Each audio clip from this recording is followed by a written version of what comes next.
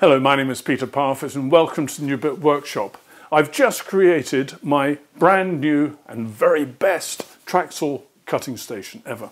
It's a completely new design. The old design was fine, but I no longer need those 60 and 30 degree cuts. You may recall it was about the time I was making a shed and that was the angle of the roof. Anyway, I'm going into a new departure and I'm going to tell you all about it over the next 6 months to a year, and it all involves symmetrical work, and most of it is jig work, and this whole Tracksaw cutting station has lines of symmetry down the center here, down the center there, and also individual sections. And I've also optimized it for sawing so that my kerf line doesn't go through a hole, and also I've got two positions for the tall dogs, one set up here so when I'm just trimming the end of something long it's done there, and the normal cutting position here where I'll be using this fence to get precise cuts, and this can be removed and put back again without any need for recalibration. Now let's go back in time and we'll see how it was all done. Now, I think most people know that I really do recommend Medite moisture resistant MDF, and what's been delivered today is the 18mm MR MDF.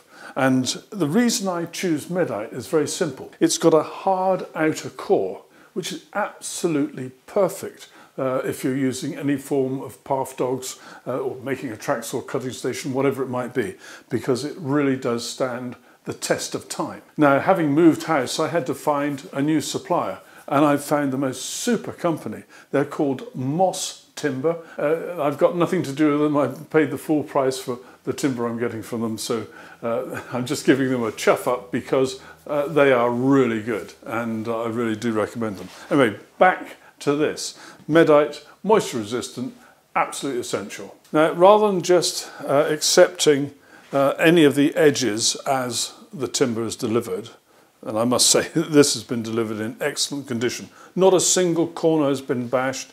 The chap who delivered it, a lovely chap, made sure that it was nicely tucked into his van, and there was no way any of this was going to get scratched, bashed or whatever. So I'm really pleased with that. But what I'm going to do is I'm going to cut the sheet so it's oversized by about 10mm in each direction. And I'm then going to start cutting the whole pattern. And when I've done that, I will be able to use the whole pattern to then trim the sides all the way around.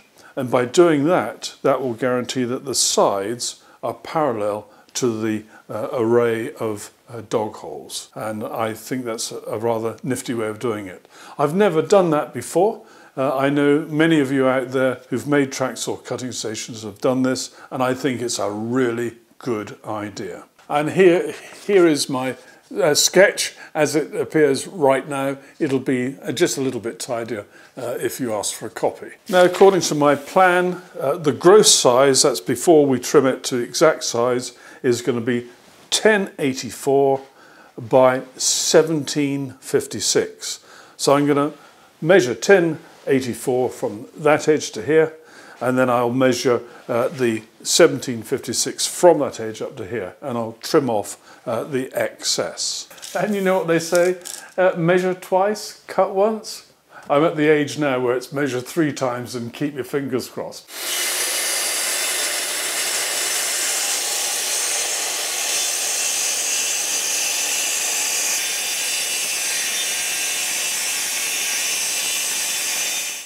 Now, I don't really want to make this video into a how to create a Tracksaw cutting station, because there are plenty of videos about that. But what I'm going to do is I'm going to take you through the process and I'm going to gloss over some of the detail. But those things which I think are really important, I'll emphasize. And the first one is because of our lovely Mr. John McGrath, who is a super duper video producer, but he made one big mistake.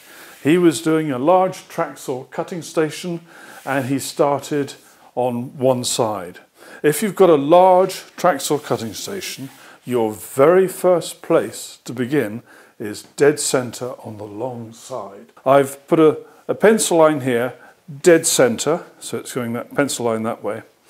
And I know that the centres of my dog holes, and the outer dog holes, are going to be 52 millimetres from the finished edge.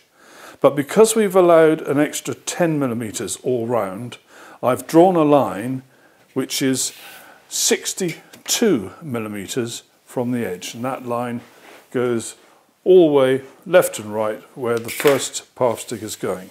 I'm now going to position the hole, which is number 5, and that's dead centre on the path stick, and I'm going to eyeball that so that the crosshairs there in the middle of the hole at pin 5. I'm going to look down and get pin 0 so it looks as though it's traversing the centre of that hole, and exactly the same at this end for pin 10.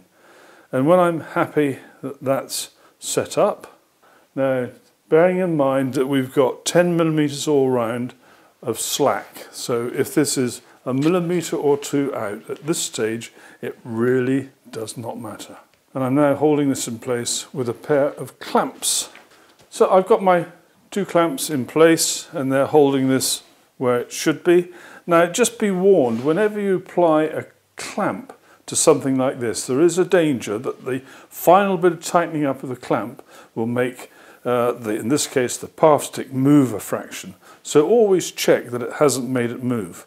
And that's particularly important if you've got a pin at one end and a pin, say, in the middle, and you're about to clamp the other end, that you don't distort the path stick in any way, shape or form. So anyway, that's there. I can now start my drilling of the 3 millimetre holes. Common mistake, there are 2 of these. One's got a higher boss than the other. For this single rule, you're using the one with the lower boss. And always make sure it's properly seated. Don't think, oh yeah, it's probably okay. No, make sure it's properly seated in that hole. And use a pecking motion, like so.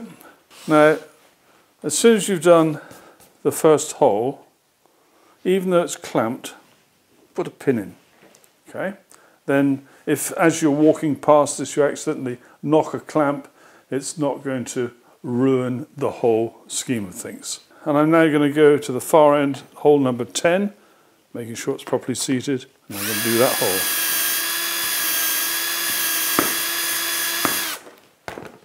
And I'm going to put a pin in. And with those 2 pins in, if anything goes wrong as I'm doing this, it shouldn't matter. And if you're really, really trying to get the most accurate possible Tracksaw cutting station ever, then drill hole number 5, dead centre.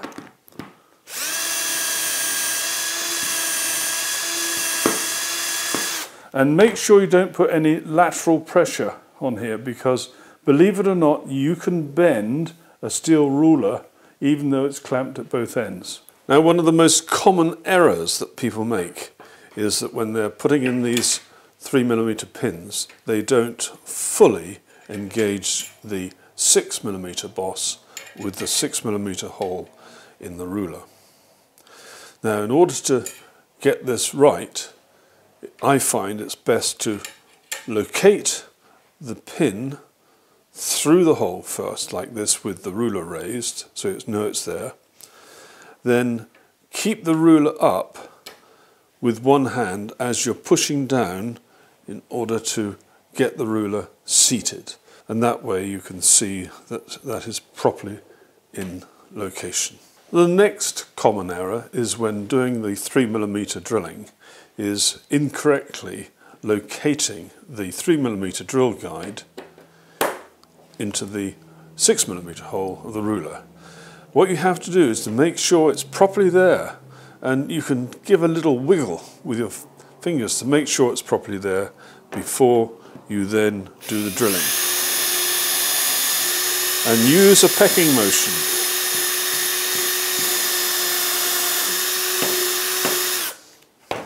And then you have a perfect hole. Now, when you're locating a ruler, always try to have at least 3 places where you hold it onto your bench top. And I'm going to choose, I've got one there, one here, And notice how I'm raising the ruler at this end, inserting the pin and keeping the pressure on until it's all the way down and fully seated. So that one's in. And similarly at this end, I've raised it, located the 6mm boss into the 6mm hole, and I'm pushing down on the pin as the ruler goes down. And I've checked to see that all 3 of those pins are seated. And do make sure you don't accidentally use the 3mm drill guide with the longer boss to try and drill a hole, because it will be all over the place. Now, if you have difficulty removing a pin because it's slightly tight in the hole, again, just gently raise the ruler a little bit, and that will give it just that little bit of help to get it out. I now have found the hole which was hole 0 and the hole which was hole 10 from the original setting of the path stick here. So I'm going to put hole 0 through this hole here, making sure that's properly seated, which it is. And now this is the magic now. You're now going to count along 6 96 divisions. So I'm now going to line up hole 0 on this path stick and get it into what would have been hole 6. We now need to line up number 10 on this one with number 8 on this one. And this is where we now use the drill guide, the 3mm drill guide, which has got the bigger boss, because it's going to go through both holes.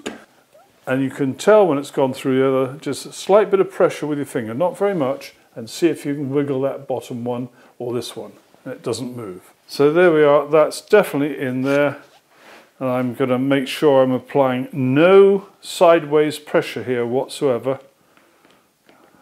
I'm keeping this top flat on the surface, final tighten up, and that is absolutely held nicely.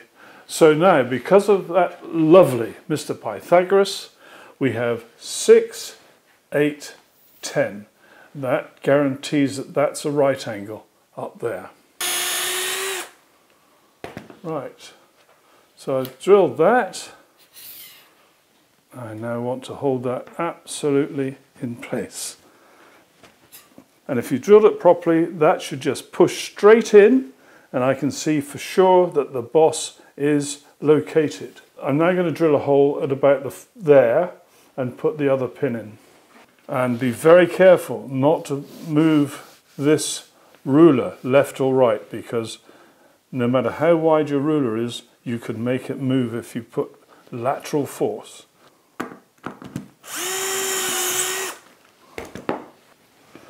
And also that went straight down with no problem at all. I'm deliberately leaving the clamp at the end to secure it. And now I'm going to continue with all these holes down here. So I've just finished doing this one. Now be warned, if you don't keep your drill bit clear of debris, and sometimes it gets hot and it sticks into all the little grooves, then when you drill some of these holes, the holes will be very tight. If you start noticing tight holes, remember you should be clearing this threaded bit out. Right, so that's that bottom layer done. We've now got the whole of the top done, that column, this column, and this bottom row. And then I'm going to fill in the gaps in the middle by positioning for each row a path stick across adjacent holes at 0 and 10, drilling in between and drilling the offsets all the way up there. I'm then going to extend left and right. They're probably the most reliable way of extending a horizontal line, like this one here, or the one at the far end, is to go back to the principle of the 3-4-5 or 6-8-10 triangle. We have our established centre line with holes here, and so I'm able to use that reference alone to position these two rulers. So I've got 8 down here, 6 there, and 10 across here. And I've put the drill guide with the larger boss through the join, and I've made sure it goes through both and checked that everything is rock solid. And as I always say, if you have the opportunity to then clamp, do so. Now I've changed to this type of clamp because the other type of clamp you saw me use as you do the final tightening up, it has a habit of moving sideways. So there I am, I've established that, that's in the right place. I can now drill here and put in a pin. I can now move that out of the way and put in a pin. And I'm going to leave that clamp there. I can now work along here and complete the process. Now, if you make a mistake when you're doing the 3mm drilling and it's just one or two little bits you've got to correct, then the easiest way is to get some matchsticks and some glue, put the glue into the 3mm hole that's in the wrong place, and then put the matchstick all the way through and let it dry, and really let it dry overnight. Trim it off and then continue from there. If it's a major mistake and you've got 50 or more holes in the wrong place, then move your pattern over by 5-6mm ish, having marked the bad holes, and then start the pattern off again.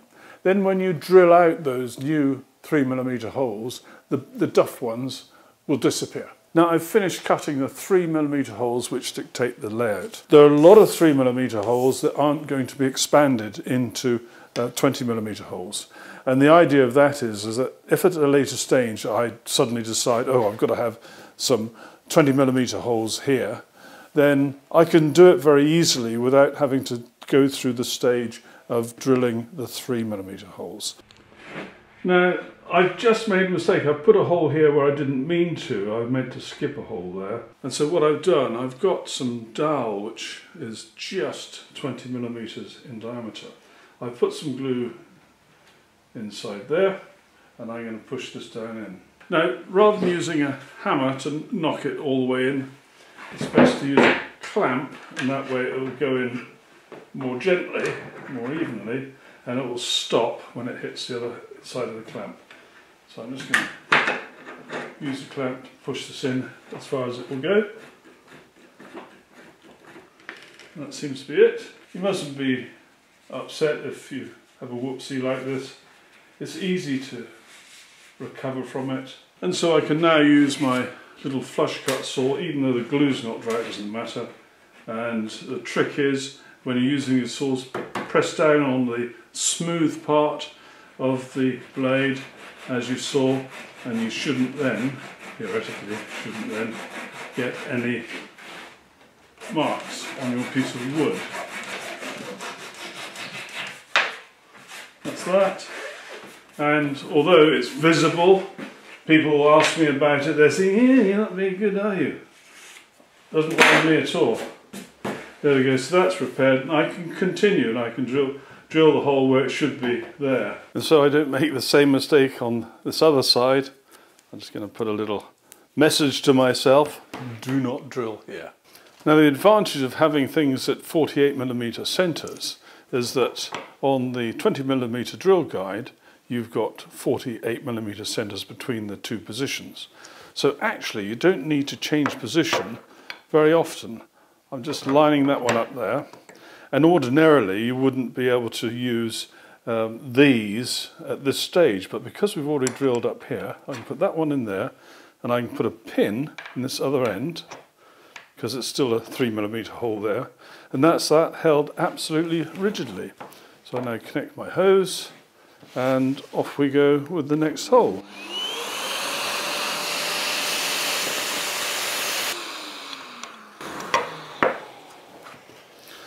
And there's that hole done, and I'll just move on to the next one. And I can move on one hole at a time. There we go, next lot. Pin.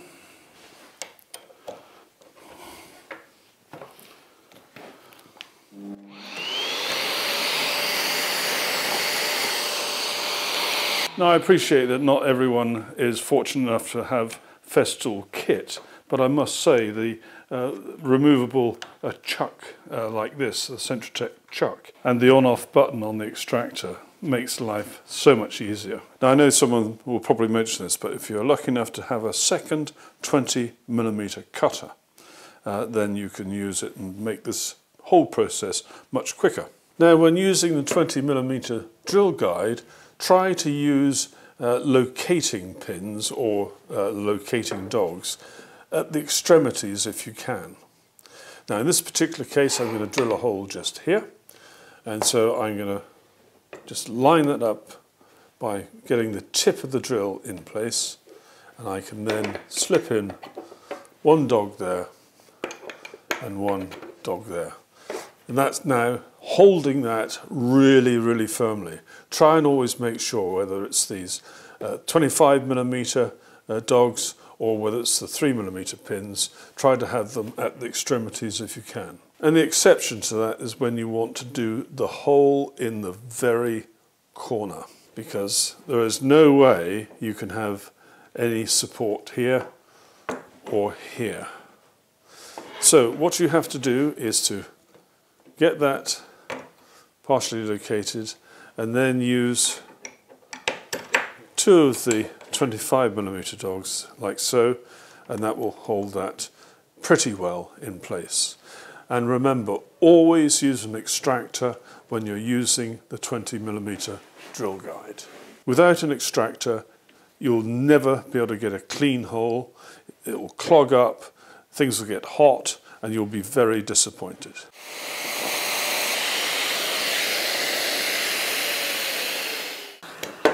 And there's that clean hole. Oh, incidentally, if you get a little disc of material on the end of the drill bit, take it off. If you don't, when you try and drill, this acts like a washer and you won't be able to drill properly. Now I've decided I want to have a hole here, and if I place the gadget here, I have a 20mm hole there which I could use, or better still, a 3mm hole there for a pin. But here, there's a 20mm hole under where a pin should go. Now if there's no other way of holding this down with pins at the extremes, then you can use one of these, which is a Path revision dog. It's got a 3mm hole in the middle, and it fits down neatly into a hole. The hole needs to have had its chamfer done, and then it sits flush with the top. And now you'll see that I'm able to use two pins, one just here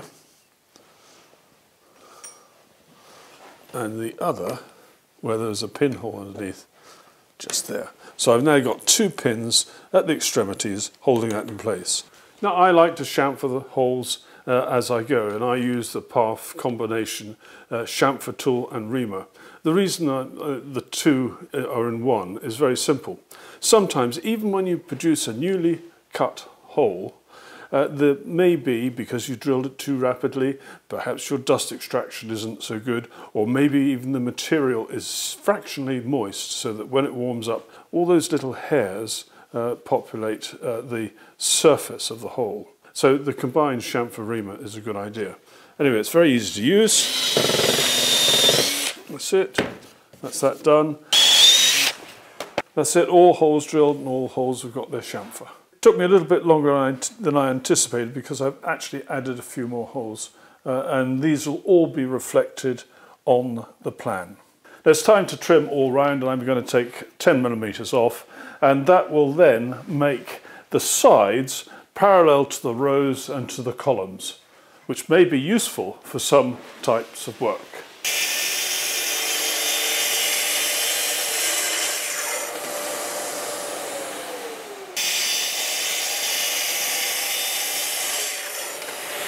Right, I'm in the final stages now. I've trimmed off the sides, moved this back into the main part of the workshop.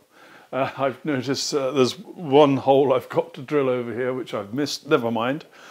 Now, I did do a couple of offset holes here, and those were done by just using the 48 and 32 offset settings using the Path sticks. And I want to create a pair of offset holes on this side. Now, rather than using the trick by using the 32 and 48 spacing on the rulers to do this, I'm using an isosceles triangle. This pin and this pin are set about a centre line, which is where I want to drill. This 3mm drill guide is the one with the larger boss, so that's holding those absolutely where they should be. And there's a bit of belt and braces I'm going to put a clamp here just to help things along a bit. That's there. And now I can drill here. You'll note that I've got a pin there and a pin there. I've worked out where the exact reflection of this setup should be so that I know where this ruler will have to go and that ruler will have to go in order to do the same for the far end. But life isn't quite that simple because we need to be able to place the 20mm guide block on here in order to drill this out. And that requires at least 2 other 3mm holes in order to set that block up. So I'm going to have to move this arrangement that way by a little bit to create at least 1 more hole, and then I can do the other end and use a path stick across there to do enough holes through here in order to get the 20mm guide block positioned. So that's that hole. Now, so I don't confuse myself, I'm going to put that in there and that in there. I'm going to move this arrangement up. And I'm using on both rulers the number 7 to put this through. So I've set this up in a similar fashion to before. And I'm going to make sure that goes through both, which it does, so those are fixed. And just to be on the safe side, I'm going to clamp just here. So we've got 2 holes there. And you'll see we actually only need 1 at that end. So I'm now going to transfer this to this position, and I'm going to transfer this one to this position here. So number 7 going through again. And straight through here, get these 2 lined up. That's that, just there, make sure that's okay. Yes, it is. Now I've repeated this by moving this that way further, and I'm going to do just another move to here, and that's 2 lots of 96 to there, and I'll need 2 lots of 96 to there. I'm putting number 7 in here, straight in, number 7 in here, that's straight in. And we're looking for the overlap of the numbers 1. That's those 2 overlapping. I'll put that in, that's solid, and I can now drill here.